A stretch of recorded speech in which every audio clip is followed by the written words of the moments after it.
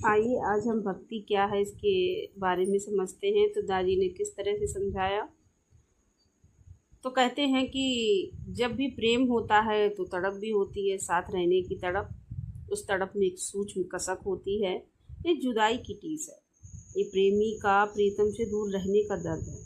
ये तड़प प्रबल हो सकती है, भक्ति की पहली अवस्था है। मैंने कहा कृपया ये बताइए भक्ति क्या है। इसके कई पहलू हैं।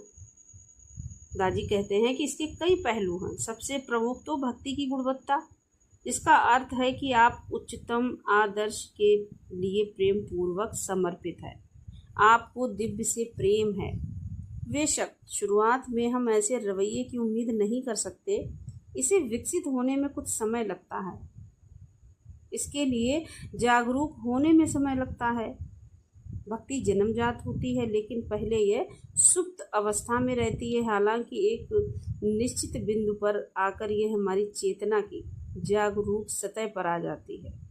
यह एक भावुकतापूर्ण मनोभाव बन जाती है, लेकिन यह हमेशा इसी तरह नहीं रह सकती। ये एक व्हेल मछली की तरह हो जाती है, जो सतह पर बस एक पल के लिए ही प्रकट होती है। वह एक सांस लेती है और फिर सागर की लहरों के नीचे डुबकी लगा देती है।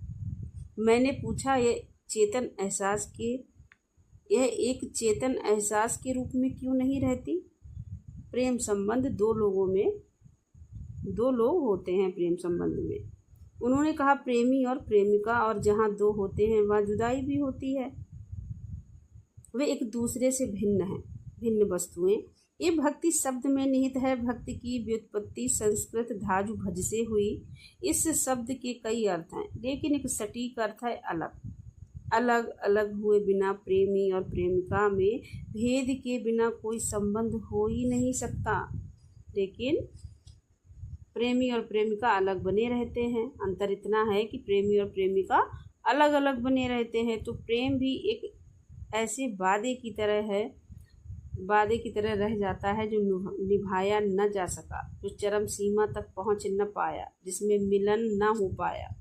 उस तड़प की दशा कुछ लोग आनंद लेते हैं। उस तड़प में भावुकता होती है। शायद वे हमेशा के लिए नहीं, वरना बेहतर समझेंगे।